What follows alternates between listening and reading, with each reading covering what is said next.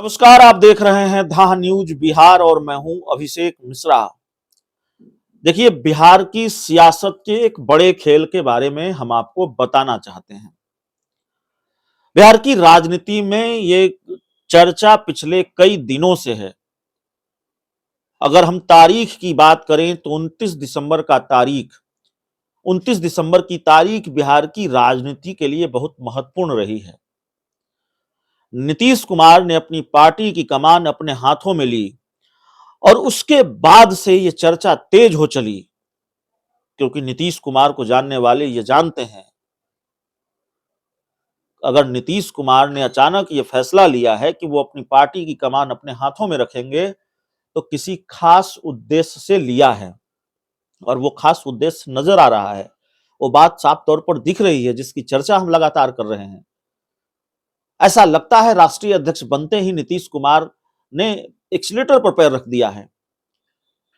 अपने कई करीबी नेताओं को, करीबी मंत्रियों को उन्होंने काम पर लगा दिया है। सीट शेयरिंग को लेकर जितनी जल्दबाजी जेडीयू को है, इंडिया गठबंधन में शायद ही किसी दूसरे दल को उतनी जल्दबाजी हो। और सीट शेयरिंग को लेकर जितनी आक्रामक जेडीयू है, जितने आक्रामक जेडीयू के नेता हैं, मंत्री हैं, बड़े नेता हैं कांग्रेस को लेकर, शायद ही कोई दूसरा दल हो, कोई दूसरा नेता हो। इंडिया गठबंधन में कोई और दल इतना आक्रामक नहीं है।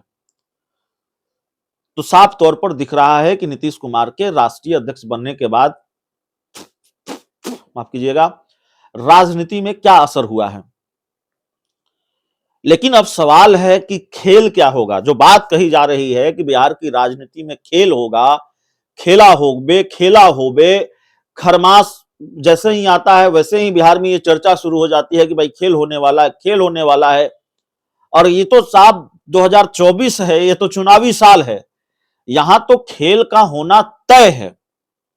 अब आपके जहन में सवाल होगा खेल क्या होगा, क्योंकि खबरें कई तरह की चल रही हैं, चर्चा कई तरह की चल रही है। मैं ये दावा नहीं करता कि मैं जो कह रहा हूं वही सही है, लेकिन हमने जो जानकारी जुटाई, मेरी अपनी राजनीतिक जो समझ है, उसके आधार पर हम बात करते हैं। दो तरीके की चर्चाएं हैं, आप ये भी जानते हैं। एक चर्चा यह है कि नीतीश कुमार क्या एनडीए का हिस्सा हो जाएंगे, क्या एनडीए के खेमे में चले जाएंगे, भाजपा से फिर दोस्ती हो जाएगी। और उस चर्चा की भी कई वजह है।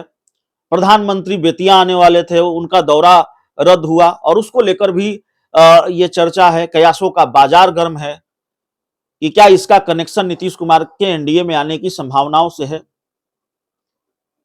तो हम किसी दूसरे की जानकारी पर सवाल नहीं उठा रहे और ये इसका अधिकार भी हमको नहीं है। हमारी अपनी जो जानकारी है और हमने जो जानकारी जुटाई है, राजनीति के पंडितों का जो मत है, राजनीति के जानकारों का, बिहार के बड़े बड़े पत्रकारों का जो मत है, और मेरी अपनी जो राजनीतिक समझ है, वो हम आपके सामने रख रहे हैं। देखिए, नीतीश कुमार के एनडीए में जाने की गुंजाइश अभी कम है। नीतीश कुमार एनडीए में जा रहे हैं, ऐसा कहना मेरे हिसाब से बहुत जल्दबाजी है और ये जोखिम भरा काम है मुझ जैसे पत्रकार के लिए कि हम कह दें कि नीतीश कुमार एनडीए में जा रहे हैं। अब सवाल है कि नीतीश कुमार एनडीए में नहीं जा रहे हैं तो भाई खेल क्या होने वाला है, भाई साहब ये भी बताइए। तो खेल ये होने वाला है जिसकी गुंजाइश ज्यादा नजर आती है।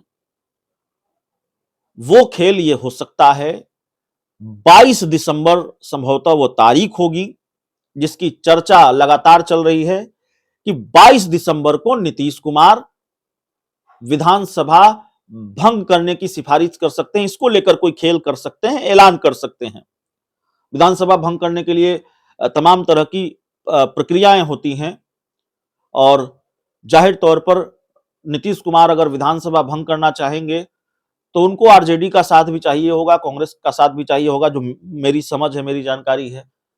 तो ये खेल नीतीश कुमार कर सकते हैं, कहा यह जा रहा है। इसके पीछे का तर्क यह है, राजनीति के जानकारों का, राजनीतिक पंडितों का, कि 22 जनवरी को राम मंदिर का उद्घाटन है, प्राण प्रतिष्ठा समारोह है बड़े पैमाने पर।